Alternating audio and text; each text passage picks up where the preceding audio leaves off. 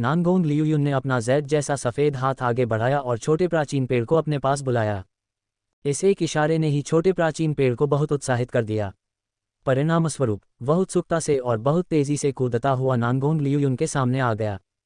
नानगोंग लियूयुन ने इस शर्मीली छोटी सी चीज को देखकर त्योरी चढ़ाई और तिरस्कारपूर्वक 2 बार हम्फ किया। सौभाग्य से ये सुहानी के लिए था, अगर यह उसके खुद के लिए होता। इतनी प्यारी छोटी चीज, वह सच में इसका इस्तेमाल करने का जोखिम नहीं उठा सकता था। क्या तुम मेरे साथ चलने को तैयार हो? नानगोंग लियूयुन के भाव सख्त थे और उसका लहजा बर्फ जैसा ठंडा था, जिसमें उस गर्माहट का कोई नामोनिशान नहीं था जो एक बच्चे का अपहरण करते समय होनी चाहिए। फिर भी वह छोटी चीज अपने उत्साह को नहीं दबा पाए।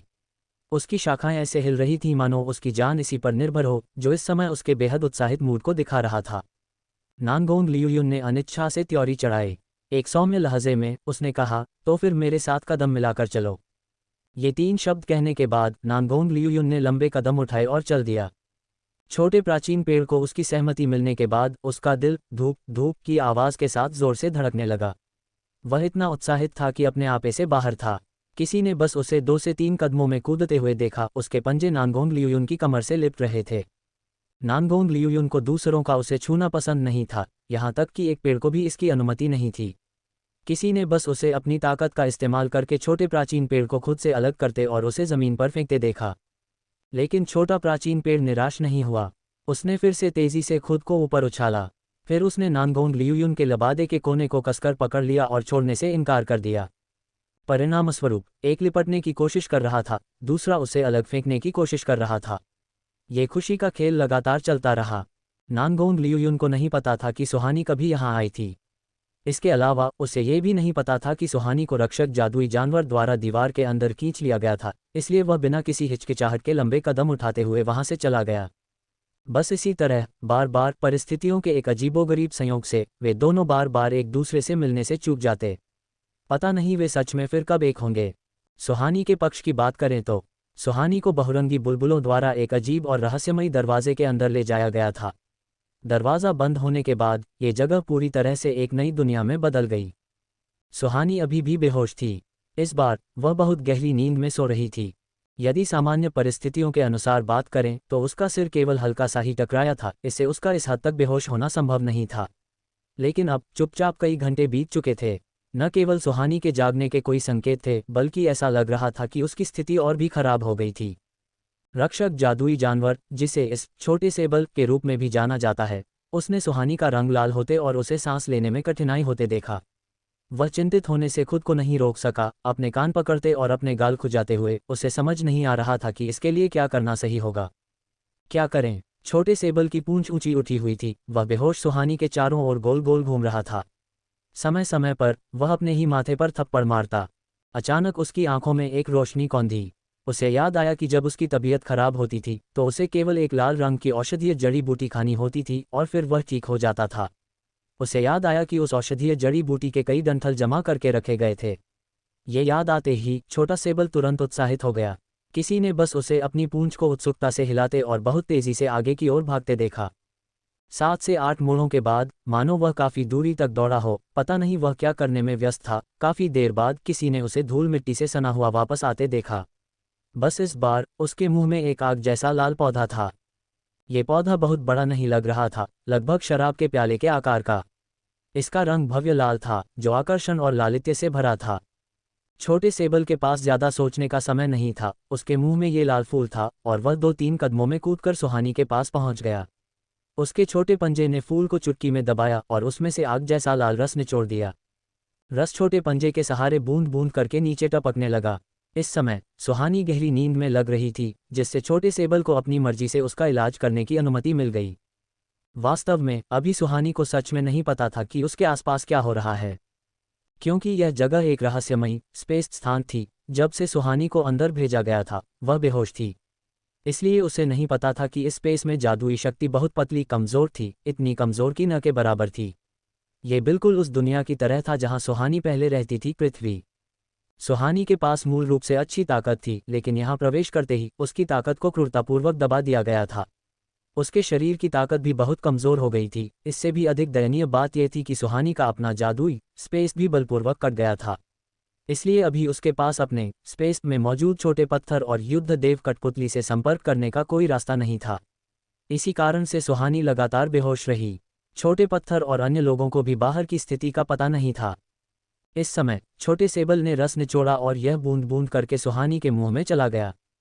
सुहानी ने निष्क्रिय रूप से छोटे सेबल की दयालुता को स्वीकार कर लिया। रस की सुगंध नाक से टकराई, यह असाधारण रूप से आकर्षक थी। सुहानी ने खतरे की किसी भी चेतना के बिना अपना मुंह खोला और वह सब निगल लिया। उसे सारा रस पिलाने के बाद छोटे सेबल ने अपने माथे का पसीना पोंछा।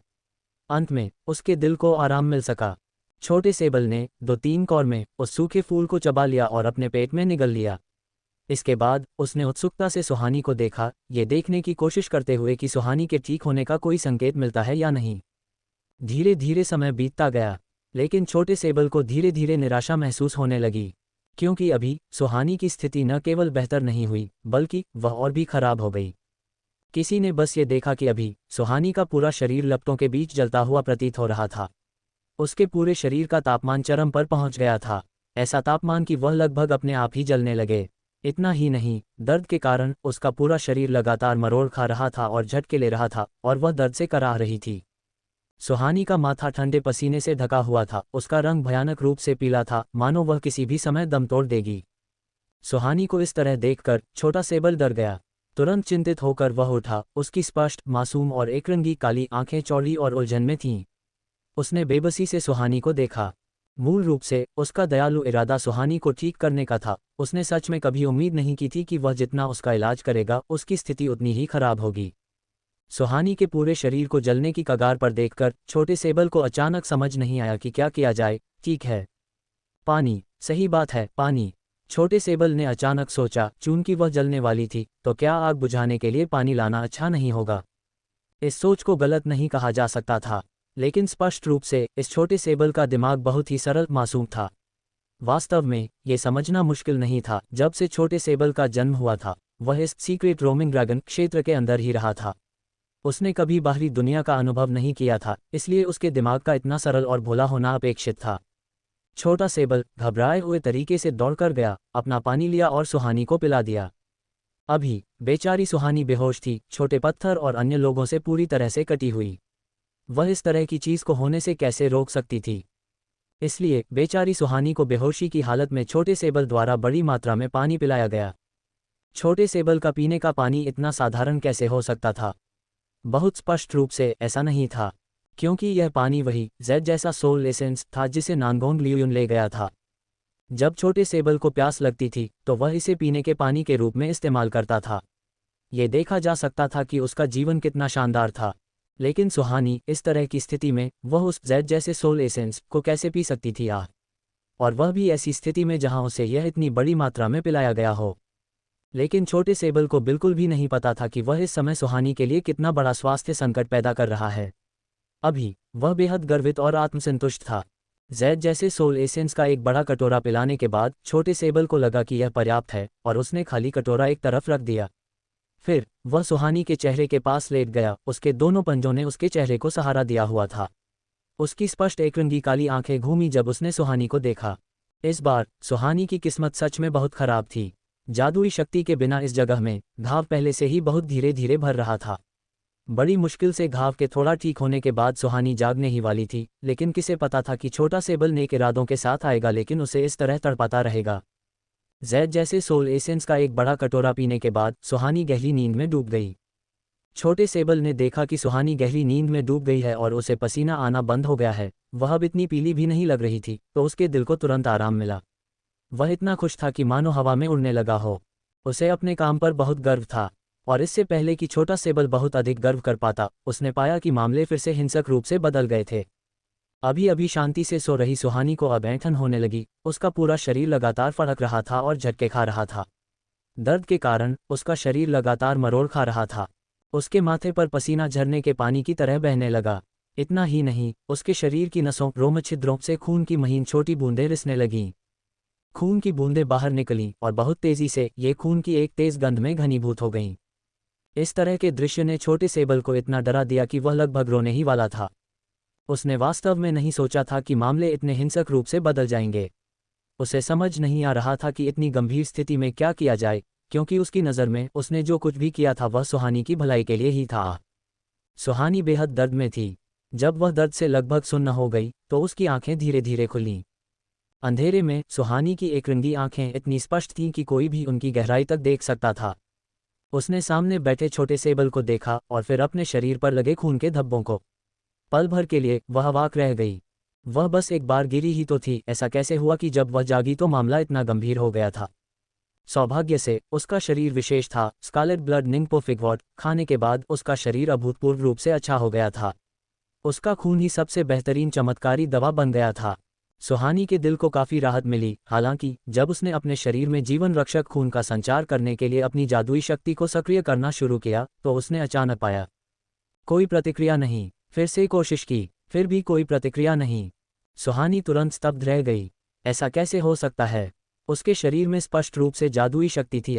ऐसा कैसे हुआ कि उसे ऐसा महसूस हुआ मानो जीवन भर कड़ी मेहनत करने के बाद वह अचानक शून्य आज़ादी से पहले के समय पर पहुंच गई हो।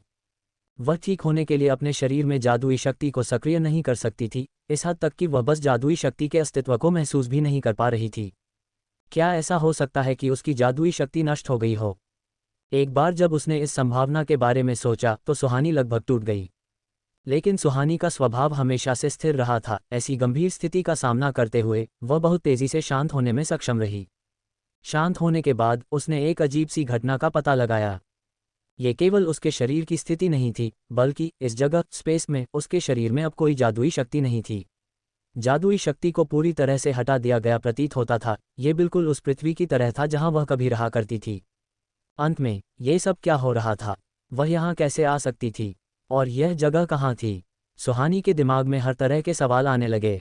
हालांकि इससे पहले कि वह पूछ पाती, दर्द की एक भयंकर लहर ने सुहानी के दिमाग को सुन्न कर दिया। उसने लगभग अपना पूरा होश खो दिया। बहुत दर्द। सुहानी को लगा कि उसका पूरा शरीर दर्द में है। ये बिना रुके हो रहा था। दर्द ने उसे ऐसा महसूस कराया मानो वह अपने ही शरीर का मांस टुकड़े टुकड़े करके काट दे। आखिरकार चल क्या रहा है? सुहानी ने कमज़ोर आवाज़ में बगल में बैठे छोटे सेबल से पूछा। उसे याद आया कि उस समय यही छोटी सी चीज़ थी जो अचानक सामने आ गई थी। फिर उसे वहीं गिरा दिया गया था और तुरंत बाद उसने होश खो दिया था। जब वह जागी तो उसकी हालत पहले ही इतनी बुरी हो चुकी थी। छोटे सेबल की आंखें नम लग रही थीं, बहुत दुखी। वह बहुत दयनीय लग रहा था, सच में किसी की भी सहानुभूति और प्यार जगा सकता था। लेकिन सुहानी की उस नज़र के सामने जो लगभग आग उगल रही थी, छोटे सेबल ने फिर भी अपनी हिम्मत जुटाई और उसे सच बता दिया। क्या तुमने मुझे यहाँ भेजा है? सुहानी ने अपना हाथ अपने माथे पर रखा और बार बार आहें भरीं। ओह! छोटे सेबल ने दयनीय ढंग से सिर हिलाया। उसकी बड़ी नम एक रंगी आंखें बिना पलक झपकाए सुहानी को देख रही थीं। तो क्या तुम मुझे वापस बाहर भेज सकते हो? सुहानी को लगा कि वह दर्द के मारे बेहोश होने वाली है। यदि उसे किसी ऐसी जगह पर बाहर भेज दिया जाए जहां थोड़ी सी जादुई शक्ति हो तो शायद उसका शरीर अपने आप ही ठीक होने लगे। लेकिन छोटे सेबल ने कमजोरी से सुहानी की ओर देखा। यहाँ तक कि वह लाल सूरजमुखी जिसने उसे ठीक किया था, वह भी इसे ठीक नहीं कर सका। क्या बाहर भेजना सच में अच्छा रहेगा? ऐसा लगा मानो सुहानी छोटे सेबल के दिल की आवाज़ सुन सकती थी। ये देखकर उसने अपनी आखिरी बची हुई ताकत का इस्तेमाल करके सिर हिलाने के लिए संघर्ष किया। उसकी नज़र शांत थी, भाव गंभीर और ईमानदार थे। सच में, मेरा विश्वास करो। मुझे बाहर भेज दो, ठीक है? अगर उसे बाहर नहीं भेजा गया तो वह अपनी जान गंवा बैठेगी। ये देखकर कि सुहानी इस पर बार बार जोर दे रही थी, छोटा सेबल अंततः सहमत हो गया। क्योंकि उसे भी यह एहसास हो गया था कि उसने अच्छे इरादों के बावजूद कुछ बहुत बुरा कर दिया था। परिणामस्वरूप छोटे सेबल ने एक के बाद एक कई रंग बिरंगे बुलबुले उड़ाए और इन बुलबुलों ने मानव आकार का एक स्ट्रेचर बना लिया जिसने सुहानी को हवा में तैरा दिया, फिर धीरे धीरे उसे उठाकर बाहर ले जाने लगा। पहले जब सुहानी को अंदर लाया गया था वह बेहोश थी, इसलिए उसने ऐसा सपनों जैसा नज़ारा नहीं देखा था। अब उसने इस जादुई चीज़ को अपनी आंखों के सामने होते हुए देखा। लेकिन सुहानी अभी दर्द से भरी हुई थी और बस यही चाहती थी कि वह तुरंत बाहर निकल जाए। इसलिए उसका ध्यान इन रंग बिरंगे बुलबुलों पर नहीं था। इस बार सुहानी लगातार जल्दी करने का आग्रह कर रही थी, इसलिए उनके बाहर निकलने की गति अभी भी काफ़ी तेज़ मानी गई। एक कप चाय पीने से भी कम समय में दीवार में वह मोटा दरवाज़ा एक बार फिर से दिखाई दिया, और ये दरवाज़ा केवल छोटे सेबल द्वारा ही खोला जा सकता था। इस दरवाजे से बाहर निकलने के बाद सुहानी ने तुरंत सभी दिशाओं से आती हुई जादुई शक्ति को महसूस किया। ऐसा लग रहा था मानो इस पल उसके शरीर का हर रोम छिद्र शांत और चिकना हो गया हो। यह इतना आरामदायक था कि वह लगभग रो पड़ी। छोटे सेबल ने सुहानी को अधिक आरामदायक स्थिति में आते देखा और अब उसे पूरी तरह से एहसास हो गया था कि उसने अच्छे इरादों से सच में बुरा कर दिया था। हालांकि छोटा सेबल अभी भी इस बात से अनजान था कि उसने एक और बुरा काम किया था। अगर उसने सुहानी को उस दरवाजे के अंदर नहीं भेजा होता तो जब नांगोंग लियूयुन अंदर आया था तो सुहानी और नांगोंग लियूयुन यहाँ फिर से मिल सकते थे। फिर वह कड़वी चीज़ दुर्घटना भी नहीं होती। अभी सुहानी को भी नहीं पता था कि वह चीज़ घटना होने वाली थी। अब वह पालथी मारकर बैठ गई, उसकी दोनों आंखें बंद थीं और वह पूरे दिल से अपनी साधना में डूब गई। थोड़ा थोड़ा करके समय बीतता गया। छोटा सेबल एक तरफ बैठा था लेकिन वह बोर हो रहा था, इसलिए वह हर जगह घूमने लगा। हालांकि जब वह टहलता हुआ प्राचीन मानव वृक्ष वाले क्षेत्र में गया, वह तुरंत स्तब्ध रह गया, डरा हुआ, खतरे की घंटी से भरा। जिस जेड जैसे सोल एसेंस की वह हमेशा रक्षा करता था, वह अचानक गायब हो गया था। इसके अलावा जिस जादुई पेड़ की वह रक्षा कर रहा था, वह भी बिना किसी निशान के गायब हो गया था। यह मामला बहुत गंभीर था। छोटा सेबल तुरंत चिंतित हो गया। वह पंजों के बल खड़ा हो गया और विशाल हॉल के चारों ओर गोल गोल घूमने लगा, यहाँ वहाँ उछलने कूदने लगा। हालांकि चाहे उसने कितनी भी उत्सुकता और घबराहट से खोजा हो, छोटा प्राचीन पेड़ और जेड जैसा सोल एसेंस अभी भी दिखाई नहीं दिए। छोटे सेबल ने उदासी से अपना सिर खुजलाया, उसे समझ नहीं आ रहा था कि उसके लिए क्या करना सबसे अच्छा होगा। इस समय सुहानी के पक्ष में एक और स्थिति उत्पन्न हो गई। सुहानी ने मूल रूप से सोचा था कि उस अजीब जगह स्पेस से बाहर निकलने के बाद अपने शरीर की साधना पर भरोसा करके वह अपनी चोट की स्थिति को पहले जैसा ठीक कर सकती है। लेकिन कुछ परीक्षणों के बाद उसने पाया कि उसके पहले के विचार बहुत भोले थे। छोटे सेबल द्वारा प्रताड़ित गलत इलाज का शिकार होने के बाद सुहानी ने पाया कि वह बस अपने शरीर से गर्म आग और ठंडे जहर को साफ नहीं कर सकती थी।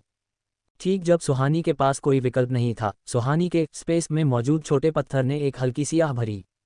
अभी छोटे पत्थर का हाथ अपने माथे पर था, जो वर्तमान स्थिति पर अपनी बेबसी व्यक्त कर रहा था। क्या करूं? सुहानी बिना रुके हाँफ रही थी, शक्तिहीन होकर दीवार के सहारे झुकी हुई थी। उसने चुपचाप छोटे पत्थर से संवाद किया। छोटे पत्थर के मुंह का कोना फड़का। इसके बाद उसके पास सुहानी को तथ्य बताने के अलावा कोई विकल्प नहीं था। इतनी कोशिश करने में व्यस्त रहना बंद करो, तुम बस इसे अकेले साफ नहीं कर सकती। तो फिर क्या? सुहानी ने अवाक होकर छोटे सेबल की ओर देखा और टूटती हुई सांसों के साथ पूछा। सबसे अच्छा तरीका इसे मिलाना है, इस तरह तुम्हारी ताकत फिर से बहुत बढ़ जाएगी। ये तुम्हारे केवल साधना करने की तुलना में कई गुना तेज है। छोटे पत्थर ने सुहानी को एक खूबसूरत उम्मीद देते हुए कहा। मिलाना? ये कहना आसान है, लेकिन समस्या यह है कि इसे मिलाया कैसे जाए। सुहानी इतनी उदास थी कि वह लगभग रो पड़ी। अभी उसके डेंटियन नाभि के पास ऊर्जा केंद्र में पानी और आग मिल रहे थे और एक दूसरे को पीछे धकेल प्रतिकर्षित कर रहे थे। इसके अलावा स्पष्ट रूप से अग्नि तत्व दूसरे तत्व का सामना करना जारी नहीं रख सकता था। अगर तुम्हारे पास युनलुओ रेड लॉर्ड्स होता तो ये सबसे अच्छा होता। छोटे पत्थर की आंखों में एक लालसा थी और उसने एक हल्की सी आह भरी। युनलुओ रेड लॉर्ड्स, ये किस तरह की चीज़ है?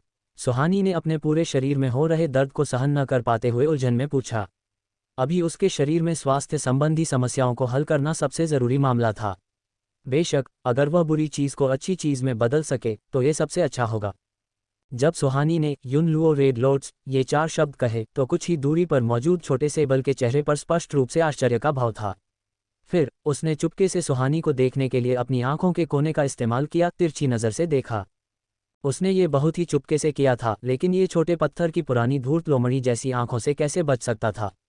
कहने की ज़रूरत नहीं है कि छोटे पत्थर ने युनलुओ रेड लॉर्ड्स ये 4 शब्द केवल छोटे सेबल की टोह लेने पर रखने के लिए ही कहे थे, क्योंकि छोटे पत्थर के मूल शरीर के अनुभव के अनुसार सभी जीवित चीज़ें एक दूसरे का विरोध करती थीं या समर्थन करती थीं।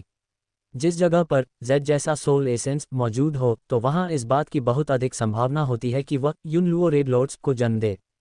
युनलुओ रेड लॉर्ड्स आग का एक प्रकार का रहस्यमय स्रोत है। शायद तुम इसे एक अलग आग कह सकती हो। छोटे पत्थर ने छोटे सेबल को घूरा, उसके मुंह के कोने पर एक कपटी मुस्कान आ गई। और अगर तुम इस अलग आग को नियंत्रित कर सको तो तुम शायद इस दुनिया में अग्नि तत्व के जादूगरों के बीच नंबर 1 बन जाओगी। क्या इसके कोई और फायदे भी हैं? सुहानी को लगा कि मामले इतने सरल नहीं थे। हाँ, अब छोटा पत्थर सुहानी के साथ बहुत स्पष्ट था। किसी ने बस उसे हल्के से मुस्कुराते हुए देखा। युनलुओ रेड लॉर्ड्स प्राप्त करने के बाद तुम्हारी औषधीय गोलियां बनाने की क्षमता में काफ़ी सुधार होगा। अगर तुम ग्रैंड मास्टर रैंक के एपोथेकेरी के रूप में तेजी से पदोन्नत होना चाहोगी तो यह असंभव नहीं होगा। सुहानी का रंग थोड़ा लाल हो गया, वह जानती थी कि छोटा पत्थर उसका मजाक उड़ा रहा है। तो फिर अंत में युनलुओ रेड लॉर्ड्स कहाँ है? ये सबसे महत्वपूर्ण सवाल था। युनलुओ रेड लॉर्ड्स को पाने के लिए उसे डर था कि अभी भी उसे बहुत अधिक मानसिक और शारीरिक प्रयास करना पड़ेगा। सुहानी ने अपने शरीर की वर्तमान स्थिति को याद किया और खुद को थोड़ा निराश होने से नहीं रोक पाए। इससे पूछो, छोटे पत्थर ने बहुत ही लापरवाही से यह जिम्मेदारी मुश्किल काम रक्षक जादुई जानवर छोटे सेबल पर डाल दी। वह छोटी सी चीज वास्तव में जानती थी। सुहानी के दिल में एक योजना थी, परिणामस्वरूप उसने छोटे सेबल को अपने पास बुलाने के लिए हाथ से इशारा किया। छोटे सेबल का दिल अभी बहुत उलझन में था। सुहानी को बुलाते हुए देखकर वह उछलता कूदता हुआ उसके पास आ गया। उसका छोटा सा शरीर सुहानी के सामने सीधा खड़ा था, जो बहुत ही हास्यास्पद मज़ेदार लग रहा था। उसकी आंखें नम थीं और चेहरा बेहद प्यारा था। क्या तुम युनलुओ रेड लॉर्ड्स के बारे में जानते हो? सुहानी सीधे मुद्दे पर आए और पूछा। छोटे सेबल ने आश्चर्य से अपने छोटे पंजों से अपना मुंह ढक लिया। उसे डर था कि कहीं उसका उत्साहित मूड लीक न हो जाए, लेकिन उसके इस कदम ने स्पष्ट रूप से पूरी जानकारी लीक कर दी थी। सुहानी ने उसे सीधा उठाया और गले लगा लिया, धीरे से उसकी रोएंदार छोटी ठुड्डी को सहलाने लगी। वह जानती थी कि छोटे सेबल को कुछ आशंकाएं थीं, इसलिए उसने उसे विचार करने के लिए कुछ समय दिया। छोटे सेबल ने थोड़ा सोचा, अंत में उसने सुहानी को गंभीरता से देखा। उसका चेहरा अभूतपूर्व रूप से गंभीर और ईमानदार था जब उसने दो शब्द कहे, बहुत खतरनाक। सुहानी की मुस्कान कुछ हद तक उदास थी। अगर वह कुछ नहीं करती तो छोटे पत्थर के शब्दों के अनुसार वह बस मौत का इंतजार कर रही थी। वह बस मर जाएगी, लेकिन अगर वह जाने के लिए सब कुछ दांव पर लगा देती है तो अपनी किस्मत के आधार पर वह वापस अपनी जान बचा सकती है। इसके अलावा उसके पास अभी भी एक ट्रम्प कार्ड था, युद्ध देव कठपुतली। अपने स्पेस में चमकती आंखों वाली युद्ध देव कठपुतली को याद करते हुए सुहानी को अपना माथा पीटने का मन किया। अगर उसने इसे समय पर नहीं रोका होता तो उसे डर था कि उसके स्पेस में मौजूद जादुई शक्ति वाले अधिकांश खजाने इसके द्वारा निगल लिए जाते। अब पहली चुनौती से उसे जो खजाने मिले थे उनमें से लगभग सभी को युद्ध देव कठपुतली ने खा लिया था। यहाँ तक कि हद से ज्यादा अमीर सुहानी भी अब इस भूखड़ युद्ध देव कठपुतली का खर्च नहीं उठा सकती थी। धीरे धीरे समय बीतता गया। छोटे सेबल ने सुहानी को जिद करते हुए देखकर अंत में बेबसी से सिर हिला दिया। सुहानी की बाहों से कूदकर वह सुंदर कदम उठाते हुए सुहानी के आगे दौड़ने लगा, रास्ता दिखाते हुए। अब सुहानी की भारी चोटें ठीक नहीं हुई थीं, इसलिए वह स्वतंत्र रूप से चलने फिरने में असमर्थ थी। परिणामस्वरूप उसने युद्ध देव कठपुतली को बुला लिया। फिर सुहानी उसके कंधे पर बैठ गई और छोटे सेबल के साथ तेजी से आगे बढ़ी। जब युद्ध देव कठपुतली ने छोटे सेबल को देखा तो वह अपने होंठ चाटने से खुद को नहीं रोक पाए। ये देखकर सुहानी को एक बार फिर अपना माथा पीटने का मन हुआ। छोटी 9 पूंछ वाली जादुई लोमड़ी के बाद अब ये छोटा सेबल भी युद्ध देव कठपुतली का भोजन रिजर्व बैकअप स्नैक बन गया था। वास्तव में सुहानी को नहीं पता था कि छोटे सेबल का प्राकृतिक मिशन प्राचीन पेड़ की रक्षा करना था। जब तक प्राचीन पेड़ यहाँ था वह इस भूल भुलैया को कभी नहीं छोड़ सकता था, लेकिन अब प्राचीन पेड़ वास्तव में भाग गया था, यानी छोटे सेबल का प्राकृतिक मिशन अब उसे बांध नहीं सकता था। इसलिए वह अपनी इच्छानुसार भूल भुलैया के दायरे से बाहर निकलने में सक्षम था। छोटा सेबल सुहानी को दूर ले गया, जिससे उसका नानगोंग लियुयुन से मिलने का मौका फिर चूक गया। और नानगोंग लियुयुन छोटे प्राचीन पेड़ को ले गया था, इसलिए छोटा सेबल खुलेआम भूल भुलैया छोड़ सकता था। ये संयोग ऐसे लग रहे थे मानो अंधेरे में एक विशाल अदृश्य हाथ सब कुछ अपनी मुट्ठी में नियंत्रित कर रहा हो। इस भूल भुलैया के साथ छोटे सेबल की परिचितता ऐसी नहीं थी जिसकी तुलना अन्य लोग कर सकें। बस उसे इधर उधर मुड़ते देखा गया और वह निश्चित रूप से शॉर्टकट ढूंढ लेता। छोटे सेबल की गति बहुत तेज थी। युद्ध देव कठपुतली भी स्वाभाविक रूप से कमजोर नहीं थी। वे सभी बहुत तेजी से भूल भुलैया के दायरे से बाहर निकल गए, लेकिन छोटे सेबल के कदम नहीं रुके, बल्कि वह अभी भी तेजी से आगे बढ़ रहा था। लगभग 4 घंटे चलने के बाद सुहानी को धीरे धीरे हवा में एक अलग सा एहसास बदलाव महसूस होने लगा। सटीक रूप से कहें तो हवा में एक दुर्जय भयानक अग्नि तत्व मौजूद लग रहा था, और इस अग्नि तत्व ने उसके शरीर के अग्नि तत्व को मजबूती से दबा दिया था। यह ऐसा था जैसे कोई प्रजा अपने सम्राट को देखकर अनैच्छिक रूप से श्रद्धा सम्मान की भावना से भर जाए। अभी सुहानी को ऐसा ही हल्का सा एहसास हो रहा था। इतना असामान्य तो नहीं हो सकता है ना? सुहानी को आधा संदेह था, लेकिन जैसे जैसे समय बीता और वे करीब आए, सुहानी की श्रद्धा की भावना और मजबूत होती गई। इसने उसे बेचैन और उत्साहित कर दिया। बेचैनी इसलिए क्योंकि एक सामान्य अग्नि तत्व इस सर्वोच्च अलग अग्नि तत्व के प्रति श्रद्धा और पूजा का भाव रख रहा था। उत्साहित इसलिए क्योंकि सुहानी जानती थी कि यह यून लुओ रेड लोट्स जल्द ही उसके बैग की उसकी अपनी वस्तु बन जाएगा। करीब आने पर सुहानी न केवल इसे महसूस कर सकती थी, बल्कि वह अपने सामने उस आग के समुद्र को देख भी पा रही थी। और करीब जाने पर सुहानी अपनी आंखों के सामने के उस विस्तृत दृश्य पैनोरामिक व्यू को स्पष्ट रूप से देख सकती थी। जो बात लोगों को हैरान कर दे वह ये थी कि यह आग का समुद्र बर्फीली जमीन के ऊपर जल रहा था।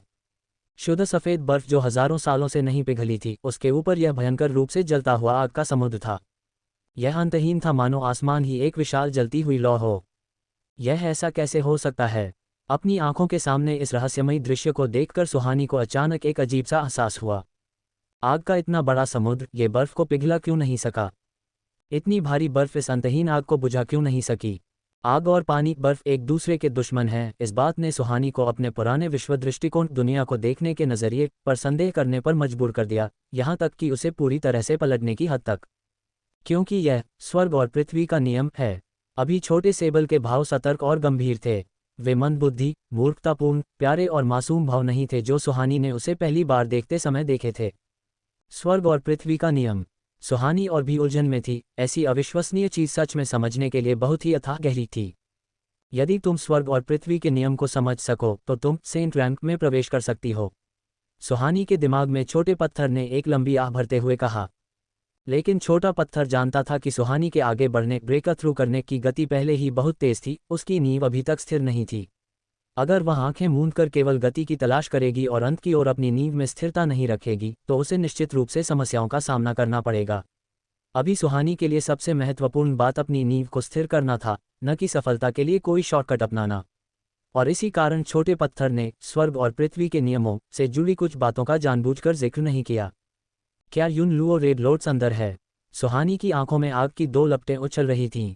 हालांकि यह एक सवाल था, लेकिन सुहानी ने इसे एक निश्चित लहजे में कहा, क्योंकि वह अपने दिल में 80 से 90% आश्वस्त थी कि यह वह श्रद्धा थी जो एक अग्नि तत्व किसी अलग आग के प्रति रखता था। हाँ, छोटे पत्थर को अग्नि तत्व की बहुत गहरी समझ थी। अब उसमें भी उत्साह की एक झलक थी जिसे वह रोक नहीं पा रहा था। यून लुओ रेड लोट्स आह, यह एक ऐसा पौराणिक खजाना था जिसके बारे में उसने अपने पिछले जन्म में ही सुना था। उसे उम्मीद नहीं थी कि इस जन्म में उसका सामना करने का सौभाग्य मिलेगा। ऐसा लगता है कि इस छोटी लड़की का साथ देने के कुछ न कुछ फायदे तो हैं ही।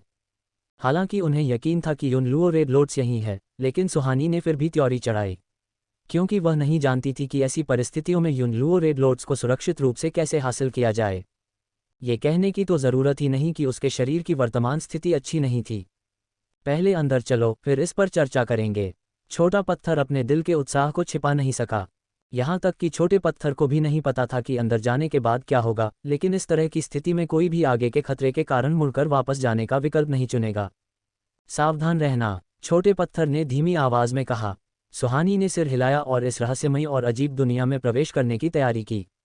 मूल रूप से सुहानी ने सोचा था कि बर्फ और आग की इस तरह की अजीब दुनिया में, जहां दो विपरीत प्रकार के वातावरण हैं, प्रवेश करना बहुत मुश्किल होगा। लेकिन जब तक उसने इस जगह में प्रवेश नहीं किया, उसने पाया कि यह बिल्कुल भी वैसा नहीं था। हालांकि आग भयंकर थी, लेकिन पूरे रास्ते ऐसा लगा मानो सुहानी किसी ऐसी जगह में प्रवेश कर गई हो जहां पहले कोई नहीं गया था। वह बिना किसी बाधा और बिना किसी रुकावट के चली। इस बात ने उसे सच में बहुत जिज्ञासु बना दिया। बाहर एक जंगली और झुलसा देने वाली लौ जल रही थी। हवा में आग के सांप नाच रहे थे जो बहुत खतरनाक लग रहे थे। लेकिन अंदर वसंत ऋतु की तरह गर्माहट थी, मानो वसंत की हवा में नहाने का एहसास हो। इतने बड़े अंतर ने सुहानी के लिए खुद को ढालना कुछ हद तक मुश्किल कर दिया था। यह ऐसा कैसे हो सकता है? सुहानी की बड़ी बड़ी आंखें झपकीं। स्पष्ट रूप से वह इस तरह की स्थिति में उलझन में थी। छोटे पत्थर ने भी सावधानी से आसपास का अवलोकन किया। उसे हल्का सा कुछ गड़बड़ होने का एहसास हो रहा था, लेकिन विशेष रूप से कहाँ गड़बड़ थी वह नहीं बता सका। अंदर जाओ और देखो। अभी स्थिति स्पष्ट नहीं थी। छोटा पत्थर भी ज्यादा कुछ नहीं कह सकता था। अगर स्थिति अच्छी न लगे तो तुरंत उस बड़े आदमी युद्ध देव कठपुतली को तुम्हें बाहर ले जाने देना। उस लड़के नानगोंग लियूयुन को ढूंढने तक इंतजार करना, तब प्रवेश करने में ज्यादा देर नहीं होगी। सुहानी ने सहमति में सिर हिलाया। यह आग का समुद्र क्षितिज के अंत तक फैला हुआ अंतहीन लग रहा था। हालांकि आसपास का तापमान चरम सीमा तक आरामदायक था। आसपास कोई खतरा भी नहीं लग रहा था, लेकिन ये जितना शांत था, सुहानी के दिल में उतनी ही तेजी से सिहरन दौड़ रही थी। इसने उसे और भी सतर्क कर दिया। वह जरा भी लापरवाह होने की हिम्मत नहीं कर सकती थी। लाल रंग की आग वाले इस वातावरण में पता नहीं वह कितनी दूर चली। अचानक सुहानी के सिर के पीछे एक अजीब सी परछाई कौंधी। एक ही पल में सुहानी की पीठ ठंडी पड़ गई, उसे तुरंत सुन्नापन महसूस हुआ। उसने अचानक अपना सिर पीछे घुमाया लेकिन पाया कि उसके पीछे सब खाली था, वहां कुछ नहीं था। क्या यह उसका अपना भ्रम हो सकता है? सुहानी ने संदेह के साथ ऐसा सोचते हुए अपना सिर सहलाया। ठीक इसी समय एक और परछाई अजीब गति के साथ की आवाज़ करते हुए उसके दाईं ओर से गुजरी।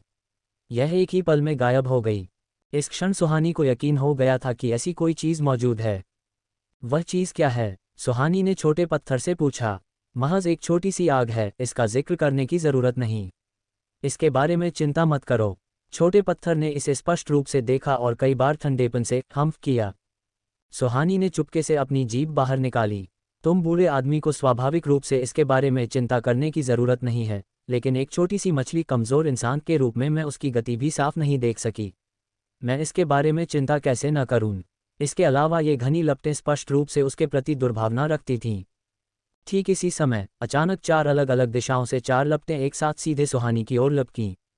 मजबूत गति और हत्या की आभा खूंखार इरादे के साथ। सुहानी बस चकमा देकर बचने ही वाली थी, लेकिन इससे पहले कि वह चकमा दे पाती, किसी ने बस छोटे सेबल को गोल गोल घूमते देखा। जब सुहानी ने फिर से देखा, होह, लपटें कहाँ गईं? सुहानी ने अपनी आंखों के सामने के दृश्य को अविश्वास से देखते हुए अपनी आंखें झपकाईं। जब सुहानी ने छोटे सेबल को फिर से देखा तो उसे अपना माथा पीटने का और भी ज्यादा मन किया। किसी ने बस छोटे सेबल का मुंह हिलते और लगातार चबाने की आवाज़ निकालते देखा, मानो वह जो खा रहा था वह बहुत स्वादिष्ट हो। वह क्या खा रहा था, इसका अंदाज़ा सुहानी आंखें बंद करके भी लगा सकती थी। निश्चित रूप से ये अभी की वे 4 लपटें थीं।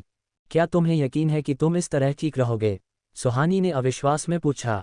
इन 4 लपटों की हमलावर शक्ति बहुत मजबूत थी। यहाँ तक कि जब वह अपने चरम पर होती तब भी उसे इन लपटों का विरोध करने के लिए बहुत ताकत खर्च करनी पड़ती। उम्मीद नहीं थी कि छोटा सेबल सीधे लपटों को निगल जाएगा। इसके अलावा वह इसे बहुत खुशी खुशी खा रहा था।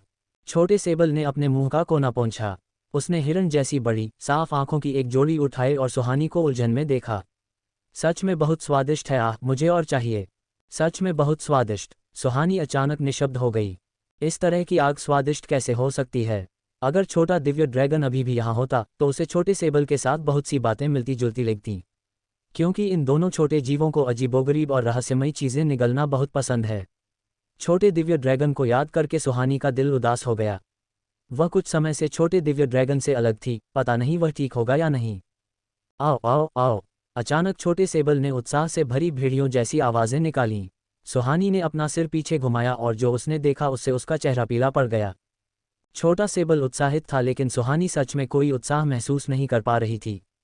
इस क्षण किसी ने बस अनगिनत लपटों को सभी दिशाओं से अपनी ओर दौड़ते देखा।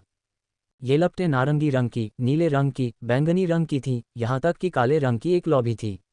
वे भारी संख्या में थीं, साहसी और भयंकर, उन पतंगों की तरह जो आग की लपटों में कूद पड़ते हैं। इसके अलावा वे शोकपूर्ण और अजीब आवाज़ें निकाल रही थीं। सुहानी का दिल एक ही पल में घबरा गया। हाउल भूतिया आग के ये गुच्छे सीटी बजाती हुई आवाज़ों के साथ आ पहुँचे। मूल रूप से छोटा सेबल जो उत्साहित था, अब उसका छोटा चेहरा भी घबराने लगा था। वूश की आवाज़ के साथ वह सुहानी की बाहों में दौड़ गया। उसके 2 छोटे पंजों ने मौत की पकड़ के साथ सुहानी के कपड़ों को कसकर जकड़ लिया। सुहानी जानती थी, अब छोटा सेबल भी शक्तिहीन था। अभी सभी दिशाओं में खुले मैदान थे। पीछे हटने का कोई रास्ता न होने के कारण सुहानी को खुद ही कोई रास्ता सोचना पड़ा। उसके पास सोचने का समय नहीं था और उसने तेजी से खुद को ज़मीन पर गिरा लिया। उसी समय उसने जल्दबाजी में नथिंगनेस ऑफ स्पेस का निर्माण किया, जिसने उसे और छोटे सेबल के शरीर को कसकर ढक लिया।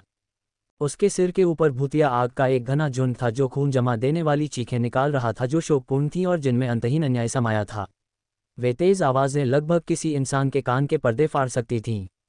सुहानी ज़मीन पर लेट गई और अपने कानों को कसकर ढक लिया, अपने सिर के ऊपर के भयानक दृश्य को पूरी तरह से अनदेखा करते हुए। लेकिन ऐसा करने पर भी उसे एक जोरदार हमला झेलना पड़ा। पहले से ही गंभीर रूप से घायल उसे केवल अपनी ऊर्जा और खून के उबलने का एहसास हुआ, मानो वह किसी भी पल बेहोश होने के खतरे में हो। वह अभी भी अपने शरीर पर दर्द सह सकती थी, लेकिन जिस चीज़ ने सुहानी को पूरी तरह तोड़ दिया वे तेज शोकपूर्ण चीखें थीं। ये भूतिया आग ये देखने के बाद तुरंत गायब हो गईं कि वे सुहानी को चोट नहीं पहुंचा सकती थीं। उनकी गति अत्यंत तेज थी, वे बिना किसी निशान के ऐसे गायब हो गईं मानो वे पहले कभी प्रकट ही न हुई हों। उनके जाने के बाद सुहानी को राहत महसूस हुई और उसने लंबी लंबी सांसें लीं। इस क्षण उसका माथा ठंडे पसीने से ढका हुआ था, उसका रंग डरावना पीला पड़ गया था।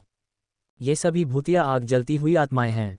सुहानी के अपने दिल का सवाल पूछने से पहले ही छोटे पत्थर ने उसे जवाब दे दिया था। आत्माएं? सुहानी ने आश्चर्य से चिल्लाकर पूछा। सही कहा, हर एक भूतिया आग एक आत्मा है। क्रूर आत्माएं जिन्हें अन्याय सहना पड़ा और जो आक्रोश से भरी हैं। छोटे पत्थर के लहजे में गहरी उदासी का पुट था।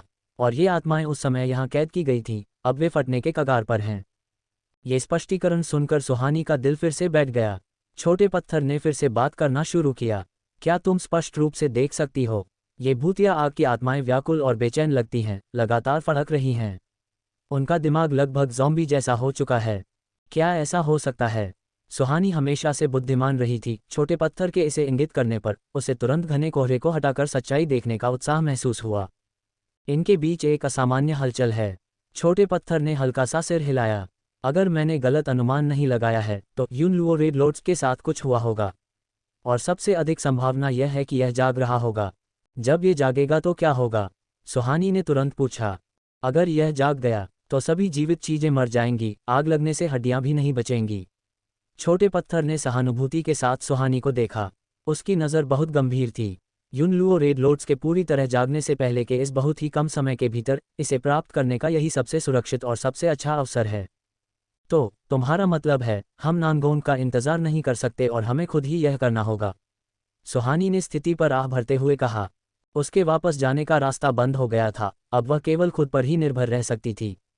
छोटे पत्थर ने गंभीरता से सिर हिलाया। ठीक है, यही एक रास्ता है। सुहानी ने अपना माथा सहलाया। अब ये जानते हुए कि आगे का रास्ता कठिन होगा और नानगोंग लियुन उसकी मदद के लिए नहीं आ सकता था, वह युनलुओ रेड लॉर्ड्स लाने के लिए अकेली जाएगी। युनलुओ रेड लॉर्ड्स स्वर्ग और पृथ्वी के निर्माण की शुरुआत में पैदा हुई पहली आग है। अगर तुम यह आग प्राप्त कर सकती हो तो तुम्हारी चोट ठीक होने का तो जिक्र ही क्या, भविष्य में तुम्हारे लिए आगे बढ़ना बहुत आसान हो जाएगा और यह अवसर सच में बहुत दुर्लभ है। छोटे पत्थर ने आह भरी। उसे नहीं पता था कि क्या इन सब को नियंत्रित करने वाले हाथों की कोई जोड़ी अदृश्य ताकत थी। उसे हमेशा लगता था कि सुहानी की किस्मत बेतहाशा अच्छी थी। जब वह छोटे सेबल से मिली तो उससे युनलुओ रेड लॉर्ड्स मिल गया और यह संयोग से रेड लॉर्ड्स की कमज़ोर अवधि भी थी, जिसने मूल 100% कठिनाई को लगभग बहुत कम स्तर तक घटा दिया था, जिसे एक साधारण अच्छी किस्मत नहीं माना जा सकता था। लेकिन खुद सुहानी को नहीं पता था कि वह कितनी भाग्यशाली थी और अभी भी सोच रही थी कि कठिनाई का स्तर बहुत अधिक था। जल्दी चलो, सुहानी ने छोटे सेबल को अपनी बाहों में लिया और तेजी से चलने लगी। यहाँ एक गुफा जैसा था, आग की लपटें लगातार नीचे गिर रही थीं। सुहानी जो भी कदम उठाती उसे सावधान रहना पड़ता और उसे अपनी मानसिक शक्ति को केंद्रित करना पड़ता था। यह आसान नहीं था क्योंकि वह गंभीर रूप से घायल थी। इस बिंदु पर सुहानी की कुछ जादुई शक्ति खर्च हो गई थी और उसकी गति धीमी होने के अलावा कोई विकल्प नहीं था। वास्तव में वह युद्ध देव कठपुतली को बुला सकती थी और उसे खुद को ले जाने दे सकती थी। लेकिन सुहानी ने केवल अपना सिर हिलाया जब उसने युद्ध देव कठपुतली द्वारा उपभोग की जाने वाली जादुई शक्ति की भारी मात्रा के बारे में सोचा और इसे महत्वपूर्ण नाजुक क्षण तक सुरक्षित रखने का फैसला किया। सौभाग्य से रास्ते में भूतिया आग का कोई और केंद्रित हमला नहीं हुआ। हालांकि कभी कभार 2 या 3 लपटें होती थीं, लेकिन वे केवल थोड़ी मात्रा में थीं, इसलिए छोटा सेबल उन्हें निगल सकता था। यहाँ तक कि सुहानी को भी लगा कि यह अच्छा था क्योंकि वह बिना किसी बाधा के आगे बढ़ रही थी। अपनी सावधानी कम मत होने देना। छोटे पत्थर की धीमी आवाज़ सुहानी के दिमाग में गूंजी। क्या आगे कोई खतरा है? सुहानी ने अपनी आवाज़ नीची की और फुसफुसाई। छोटा पत्थर ताकत में उससे कहीं अधिक मजबूत था और उसके पास बहुत अधिक अनुभव था। वह उसके सबसे भरोसेमंद लोगों में से एक भी था। याद है वे भूतिया आग की लपटें कहाँ गई थीं? छोटे पत्थर ने धीमी आवाज़ में पूछा। सब आगे की तरफ गई थीं। सुहानी का दिल अचानक से हर उठा। एक पल के लिए उसे कुछ समझ आता हुआ लगा। रास्ते भर क्या तुम्हें आश्चर्य नहीं हुआ कि इतनी कम भूतिया आग की लपटें क्यों थीं? छोटे पत्थर की आंखों में ठंडक और भी गहरी हो गई। क्या ये सब आगे केंद्रित है और फिर यह मेरा रास्ता रोकेंगी? सुहानी ने हल्का सा अनुमान लगाया कि अगर यह सच था तो यह उसके लिए एक आपदा होगी। अगर तुमने सही अनुमान लगाया है तो तुम्हारे सामने हुआंगक्वान नदी मौत की नदी होनी चाहिए। छोटे पत्थर के भाव सिकुड़ गए। एक मूर्ति की तरह गंभीर हुआंगक्वान नदी पर एक पुल है जिसे सोल ब्रिज आत्माओं का पुल कहा जाता है। आत्माओं की आग से बना एक पुल। सुहानी को आश्चर्य हुआ।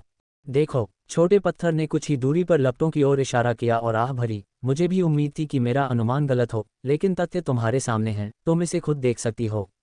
छोटे पत्थर ने ये कहने के बाद चुप्पी साध ली। सुहानी ने शांत भाव से उस दिशा की ओर देखा जिसका इशारा छोटे पत्थर ने किया था। छोटा पत्थर सच में किसी देवता भविष्यवक्ता की तरह था। दूर सुहानी ने हवा के बीच लपटों से बना एक लाल पुल देखा। लपटों का ये पुल साधारण लपटों जितना सरल नहीं था, बल्कि लगातार आग और लावा उगल रहा था। अगर केवल यही बात होती तो सुहानी को इतनी चिंता करने की आवश्यकता नहीं थी। जब सुहानी करीब गई तो उसे अंततः मामले की गंभीरता और कठिनाई का एहसास हुआ। अनगिनत भूतिया लपटें मिलकर एक आत्माओं का पुल बना चुकी थीं।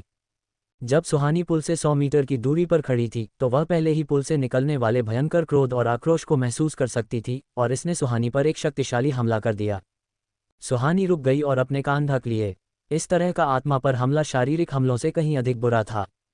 शारीरिक हमलों से अभी भी बचा जा सकता था, लेकिन आत्मा पर हमले अंधाधुंध थे। जब तक कोई हमले के दायरे में था, कोई भी बच नहीं सकता था।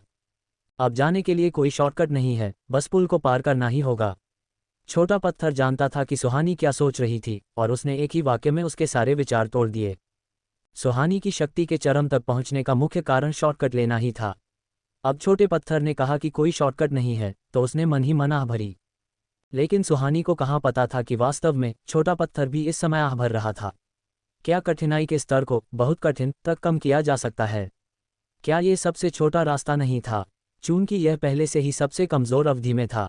सुहानी ने एक ब्लड क्लॉटिंग पिल, खून जमाने वाली गोली निकाली और उसे हवा में उछालकर अपने मुंह में लपक लिया। निगलने से पहले उसने इसे कुछ बार चबाया। गोली ने जल्दी से उसके डैंटियन नाभि के पास ऊर्जा केंद्र में अपना औषधीय प्रभाव पैदा किया। उसी समय आपात स्थिति के लिए सुहानी ने एक गोली छोटे सेबल को भी खिला दी। वास्तव में एम्परर ग्रेड सम्राट स्तर की यह गोली सुहानी की चोट पर ज्यादा मदद नहीं कर रही थी।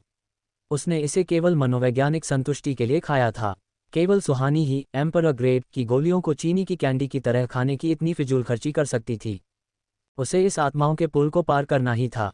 अपना मन बनाने के बाद सुहानी ने गहरी सांस ली, छोटे सेबल को अपनी बाहों में रखा और दृढ़ता से इस कठिन और खतरनाक रास्ते पर निकल पड़ी। पहले कुछ कदम ठीक थे, आत्मा पर हमला बहुत शक्तिशाली नहीं था। लेकिन पुल पर पहुंचने के बाद सुहानी को अपने दिमाग में दर्द महसूस हुआ। वह उन आत्माओं की आग को महसूस कर पा रही थी जो द्वेष और नफरत से भरी थीं। सुहानी ने एक गहरी सांस ली और खुद को शांत किया, फिर अपने दाहिने पैर को आगे बढ़ाया और दृढ़ता से सोल ब्रिज पर कदम रखा। आत्माओं का पुल चौड़ा नहीं था, ये केवल इतना चौड़ा था कि एक व्यक्ति वहां से गुजर सके। इसके अलावा पूरा पुल हिल रहा था और बहुत अस्थिर था। पुल पर कदम रखते ही सुहानी ने स्पष्ट रूप से महसूस किया कि हिंसा हमले की तीव्रता दोगुनी से भी अधिक हो गई थी। ये सच में सोल ब्रिज कहलाने के योग्य था। सुहानी जानती थी कि अगर वह इस पुल को पार करना चाहती है तो उसे अपनी त्वचा की एक परत गंवानी पड़ेगी, बहुत भारी दर्द सहना पड़ेगा। लेकिन ये पुल उसे जल्दी पार करना था, क्योंकि छोटे पत्थर ने उसे बताया था कि उन लुओ रेड लॉर्ड्स की कमज़ोर अवधि लंबे समय तक नहीं रहेगी, ज़्यादा से ज़्यादा 12 घंटे से अधिक नहीं, और अब 2 घंटे पहले ही बीत चुके थे। केवल 10 घंटे बचे थे, समय बहुत कम था। आत्माओं का ये पुल घुमावदार रास्तों के बीच दसियों हजार मीटर लंबा था। एक नज़र में ऐसा लग रहा था मानो दूसरा सिरा आसमान के अंत पर हो। लेकिन अभी सुहानी आत्माओं के पुल के अंत के बारे में नहीं सोच सकती थी। वह अभी जो कर सकती थी वह ये था कि अपना सारा ध्यान अपने पैरों कदमों पर केंद्रित रखे। ठीक जब सुहानी अपनी सांस रोककर अपने पैरों पर पूरा ध्यान दे रही थी, अचानक उसके सिर के ऊपर से एक अजीब चीखने की आवाज़ आई। सुहानी ने अवचेतन रूप से ऊपर देखा और उसने एक ऐसा दृश्य देखा जिससे उसकी पुतलियां सिकुड़ गईं। उसने एक बड़ा सा चेहरा देखा जो चरम सीमा तक डरावना था, अचानक उसके सामने प्रकट हुआ, लगभग आमने सामने। सुहानी का दिल अचानक बैठ गया, लेकिन ये केवल एक पल के लिए था। अगले ही सेकंड सुहानी शांत हो गई और उसने अपने सामने उस अजीब चेहरे को पूरी तरह से नज़रअंदाज कर दिया।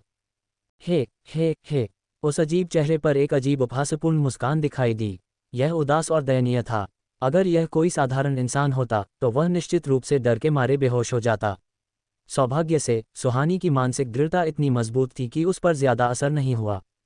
अभी भी हजारों मीटर आगे जाना था। सुहानी को अपनी गर्दन के पिछले हिस्से में थोड़ी ठंडक महसूस हुई और उसने अवचेतन रूप से पीछे मुड़कर देखा।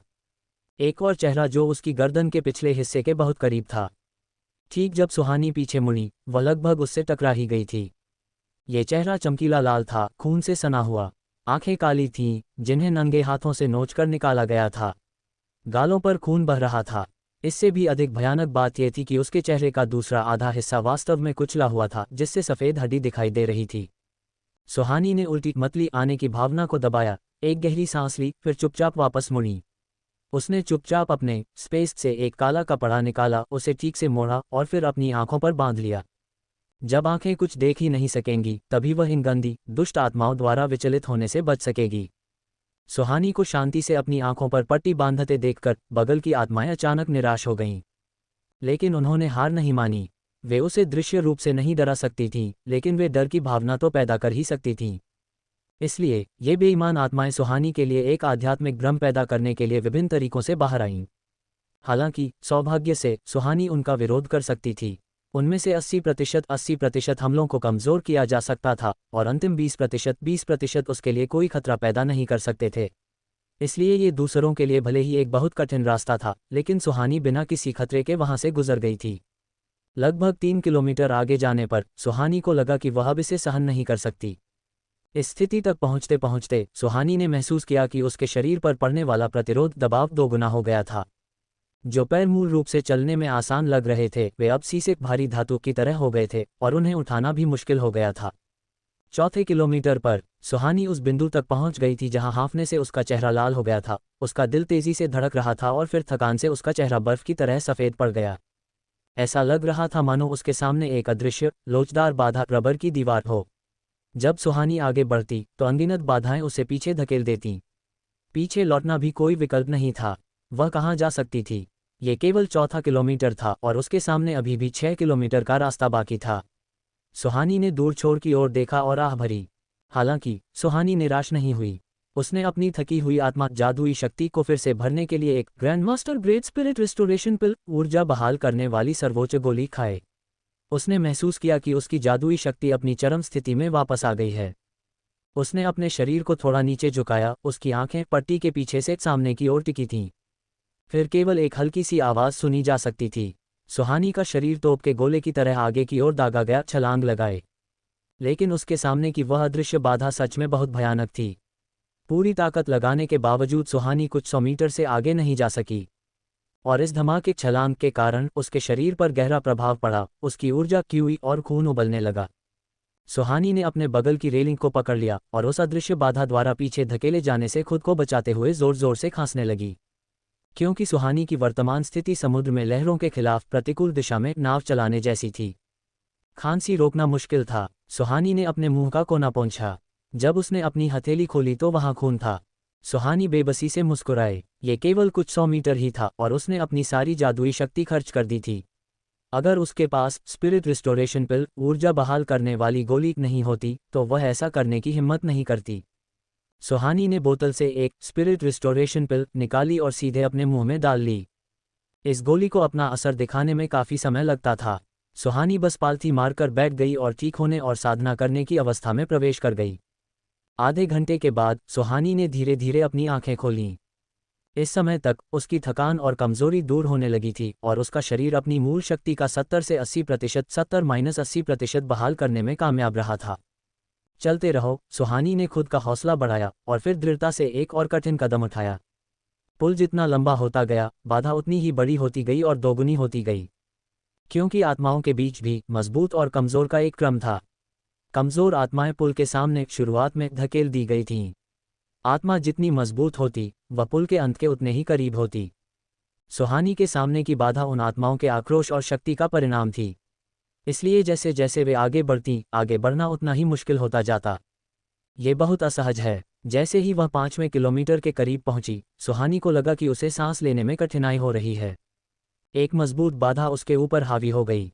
सुहानी ने उस खाली जगह को पार किया और धीरे धीरे एक कदम और आगे बढ़ाया। इस कदम के बाद सुहानी ने महसूस किया कि उसकी जादुई शक्ति तेजी से कम हो रही है। सुहानी ने अपनी निराशा को दबाया और एक और कदम आगे बढ़ाया। उसने एक गहरी सांस ली। इस बार सुहानी ने अपनी गति तेज की और एक के बाद एक बार में 5 कदम आगे बढ़ी। लेकिन 5 कदम के बाद सुहानी का शरीर लगभग लड़खड़ाने लगा और उसने किसी तरह अपने शरीर को स्थिर किया। इस समय उसका सिर और चेहरा पसीने से तरबतर था और उसका पूरा शरीर लगभग ऐसा भीग गया था मानो उसे पानी से निकाला गया हो। और इतना ही नहीं, इससे भी ज्यादा चौंकाने वाली बात यह थी कि सुहानी जो भी कदम उठाती, उसका पैर एक हल्का निशान छोड़ जाता जो सुहानी के पैरों से निकलने वाले पसीने से बन रहा था। हालांकि पुल के नीचे भूतिया आग जल रही थी, इसलिए पसीने के पानी के धब्बों से भरे ये पैरों के निशान जो अभी अभी बने थे तेजी से वाष्पित होकर भाप बनकर गायब हो गए। सुहानी जोर जोर से हाँफने लगी। 5100 मीटर। सुहानी का पसीना झरने की तरह बह रहा था और उसका पूरा शरीर भीग चुका था। 5200 मीटर। सुहानी ने अपने दांत भींच लिए और उसका शरीर कुछ हद तक अस्थिर हो गया। 5300 मीटर। 5400 मीटर। भले ही उसका शरीर टूट रहा था, उस छोटे से शरीर में भारी मात्रा में ऊर्जा समाई हुई लग रही थी। उसने अपने दांत भींच लिए और अपने होंठ काट लिए, हालांकि वह लगभग ढह चुकी थी, लेकिन फिर भी उसने आगे चलने के लिए संघर्ष किया और कभी हार मानने के बारे में नहीं सोचा। भले ही वह जानती थी कि जल्द ही उसकी सारी ताकत खत्म हो जाएगी। इस जिद्दी और न झुकने वाले जज्बे ने छोटे सेबल की आंखों में आंसू ला दिए। वह लगभग रो पड़ा। उसकी काली आंखें सुहानी को गंभीरता से घूर रही थीं और उसकी आंखों की गहराई में गहरी प्रशंसा सम्मान थी। फिर उसने अपनी मुट्ठी भींची और सुहानी की मदद करने का फैसला किया। ठीक उसी पल जब सुहानी बेहोश होने ही वाली थी, छोटा सेबल सामने की ओर लपका और अचानक उसने अपने मुंह से जोरदार तरीके से हवा खींची, बाधा को चूसा। इसके बीच सुहानी को लगा कि उसके सामने मौजूद बाधा एक पल के लिए रुक गई है। भागो! छोटे सेबल के किसी भी इशारे का इंतजार किए बिना ये शब्द सुहानी के दिमाग में कौंध गया। फिर वह अपने दिमाग के सोचने की गति से भी अधिक तेजी से आगे बढ़ी। इस क्षण सुहानी की गति लगभग इतिहास में सबसे अधिक हो गई थी। वह बिजली की तरह तेज थी। केवल एक सफ़ेद परछाई कौंधी। जब उसने रुक कर देखा तो वह सफलतापूर्वक 6 किलोमीटर तक दौड़ चुकी थी। चूंकि हर किलोमीटर पर एक निशान था, इसलिए इसे पहचानना आसान था। छोटे सेबल की मदद की बदौलत सुहानी एक ही सांस में अपनी इतनी मेहनत बचा सकी, लेकिन छोटे सेबल की इस मदद को दोहराया नहीं जा सकता था, क्योंकि इस बड़ी चाल हमले का उपयोग करने के बाद उसने अपनी आंखें बंद कर लीं और बेहोश होकर सुहानी की बाहों में गिर गया। सुहानी ने उस छोटी सी चीज़ के सिर को दयनीय और प्यार भरे भाव से सहलाया और फिर उसे सावधानी से आराम करने के लिए अपने स्पेस जादुई स्थान में भेज दिया। स्पष्ट रूप से 6 किलोमीटर पर बाधा पहले की तुलना में कहीं अधिक शक्तिशाली थी। जब सुहानी फिर से खड़ी हुई तो वह अपने चारों ओर एक अंतहीन बाधा महसूस कर सकती थी, जो उसे गूंथते हुए आटे की तरह निचोड़ और कुचल रही थी। सुहानी को घुटन का एहसास हुआ, यहाँ तक कि उसकी आंखों के सामने भी अंधेरा छाने लगा। उसके शरीर की जादुई शक्ति फिर से खत्म हो गई थी। इसलिए इस भयंकर दबाव से पीछे धकेले जाने से बचने के लिए सुहानी जल्दी से साधना करने के लिए बैठ गई, ताकि अपनी ताकत को तेजी से वापस पा सके। बाद में जब सुहानी ने अपनी आंखें खोलीं तो उसने पाया कि उसके शरीर की आंतरिक चोट, जो छोटे सेबल की गलती के कारण हुई थी, अब थोड़ी ठीक होती हुई लग रही थी। क्या आत्माओं के पुल की बाधा में आंतरिक चोटों की मरम्मत करने का गुण भी है? सुहानी ने अविश्वास से सोचा। ठीक जब सुहानी आश्चर्य कर रही थी, छोटे पत्थर की आवाज़ इस समय गूंजी, क्या तुम वह नहीं देख सकती? क्या ये बाधाएं वास्तव में आंतरिक चोटों को ठीक करने में मदद करती हैं? सुहानी ने थोड़ी चिंता के साथ पूछा। पहले उसने अपने शरीर को नुकसान पहुंचाया था और उसे आंतरिक चोटें लगी थीं। यह न केवल आंतरिक चोटों से उबरने में मददगार है, बल्कि तुम्हारी पदोन्नति शक्ति के विकास के लिए भी इसके बहुत बड़े फायदे हैं। इस बार छोटा पत्थर कंजूस नहीं बना, उसने बातें नहीं छिपाईं, उसने इसे विस्तार से समझाया। इस आत्माओं के पुल की आग तुमसे नफरत करती है, तुम्हारी जादुई शक्ति को निचोड़ने की कोशिश करती है और तुम्हें यहाँ रोकना चाहती है ताकि तुम भी उनकी तरह एक मृत आत्मा बन जाओ। तुम्हें अंदाजा होगा कि अगर तुम सफल हो गई तो उन्हें कितनी ईर्ष्या होगी। उद्धरण चिन्ह ... ये ठीक इसलिए है क्योंकि ये दबाव तुम्हारे शरीर को जितना संभव हो उतना निचोड़ रहे हैं, लेकिन साथ ही वे लगातार तुम्हारे शरीर की दबाव सहने की क्षमता को बढ़ा रहे हैं ताकि तुम्हारी ताकत को और मजबूत और बेहतर बनाया जा सके। इसलिए यह आत्माओं का पुल तुम्हारे लिए आवश्यक है और ये तुम्हारी साधना का परीक्षण और अभ्यास करने का एक बेहतरीन अवसर भी है। यहाँ तक कि युनलुओ रेड लॉर्ड्स प्राप्त करने के रास्ते में भी साधना का एक ऐसा मार्ग मौजूद था जो सुहानी के लिए सबसे उपयुक्त था। यदि अंधेरे में पर्दे के पीछे कोई ऐसा नहीं था जो इस सब को नियंत्रित कर रहा हो, तो छोटे पत्थर को इस अजीब संयोग पर कभी विश्वास नहीं होता। सुहानी काफ़ी लंबे समय तक 6 किलोमीटर की दूरी पर रुकी हुई थी। अब केवल अंतिम 6 घंटे बचे थे और सुहानी अभी भी पुल के अंत से काफ़ी दूरी पर थी। अगर तुम वास्तव में ऐसा नहीं कर सकती तो युद्ध देव कठपुतली को बाहर निकालो। किसी भी मामले में तुम्हें इसे बस सजावट के लिए रखने की ज़रूरत नहीं है। छोटे पत्थर ने ठंडेपन से सुझाव दिया। मैं टिक सकती हूँ, सहन कर सकती हूँ। सुहानी का चेहरा लाल था और उसका पूरा शरीर हिंसक रूप से कांप रहा था, मानो वह अगले ही पल बेहोश हो जाएगी, लेकिन फिर भी उसने अपने दम पर आगे बढ़ने की जिद की। क्योंकि सुहानी जानती थी कि आत्माओं का ये पुल उसके जीवन में अपनी शक्ति को साधने का एक दुर्लभ अवसर होगा और उसे कभी हार नहीं माननी चाहिए। ये पहली बार नहीं था जब उसने अत्यधिक दर्द सहा था। पिछली बार जब उसके गुरु ने उसकी शारीरिक शक्ति को बढ़ाने की कोशिश की थी, तब भी उसने सारा दर्द सहन किया था। हालांकि दर्द के कारण सुहानी कांप रही थी, फिर भी उसका हार मानने का कोई इरादा नहीं था। इस समय उसकी त्वचा के रोमछिद्रों से खून की छोटी छोटी बूंदें रिसने लगी थीं, और ये खून की बूंदें लगातार बड़ी हो रही थीं, जिसे देखकर कोई भी चौंक और डर सकता था कि सुहानी अंततः फटकर मर जाएगी। यहाँ तक कि छोटे पत्थर को भी चुपके से उसके लिए ठंडा पसीना आ गया था। वह घबरा गया था, लेकिन सुहानी खुद पूरी तरह से अप्रभावित लग रही थी, अभी भी अपनी त्वचा से बहते खून के साथ आगे बढ़ रही थी। जैसे जैसे समय बीतता गया, सुहानी का जीवन प्राण शक्ति धीरे धीरे क्षीण होता जा रहा था। बाद में सुहानी खून से पूरी तरह लाल रंग में रंग गई थी। सुहानी को अब लगभग कोई दर्द महसूस नहीं हो रहा था। उसे ऐसा लगा मानो उसका शरीर टुकड़ों में टूट गया हो और धूल में बिखर गया हो, केवल एक तैरती हुई आत्मा बची हो जो अकेलेपन में दृढ़ता से आगे बढ़ रही हो। रुको, अब और आगे मत जाओ, छोटे पत्थर की आवाज़ उसके दिमाग में फट पड़ी। हालांकि सुहानी विचलित नहीं हुई और उसके कदम दृढ़ रहे। कदम दर कदम वह जो भी कदम उठाती, अपने पीछे चमकीले लाल पैरों के निशान छोड़ जाती। पुल की गर्मी से वाष्पित होने के बाद पैरों के ये निशान और भी स्पष्ट हो गए। क्या तुम मरना चाहती हो? छोटे पत्थर ने सुहानी के स्पेस से गुस्से में डांटा। उसकी आंखों में सुहानी एक आलसी और लापरवाह लड़की हुआ करती थी, जो बैठ सकती थी लेकिन खड़ी नहीं होती थी, जो बैठ सकती थी लेकिन हिलती नहीं थी, जो शॉर्टकट से चल सकती थी लेकिन अभ्यास से नहीं। लेकिन इस क्षण सुहानी ने उसके मन में भी अपने लिए गहरा आदर और विस्मय पैदा कर दिया था। लेकिन छोटा पत्थर चाहे कितना भी नाराज क्यों न हो, उसे रुकने के लिए कह रहा हो, सुहानी के कदम अभी भी वैसे ही उठ रहे थे। लेकिन उसके शरीर से खून का बहाव और भी हिंसक होता जा रहा था। खून लगातार रिस रहा था। सुहानी का शरीर बहुत पहले ही खून से सन चुका था। यहाँ तक कि उसके जैसे पत्थर दिल वाला व्यक्ति भी यह भयानक दृश्य देखने की हिम्मत नहीं जुटा पा रहा था। छोटा पत्थर जानता था कि अगर सुहानी इसी तरह लड़ती रही तो उसका शरीर निश्चित रूप से फट जाएगा, इसलिए उसने सुहानी को रोकने की कोशिश की। लेकिन वह उसे रोक नहीं सका। अब सुहानी अपनी मानसिक शक्ति की सर्वोच्च एकाग्रता में थी और उसकी आत्मा की शक्ति जल रही थी।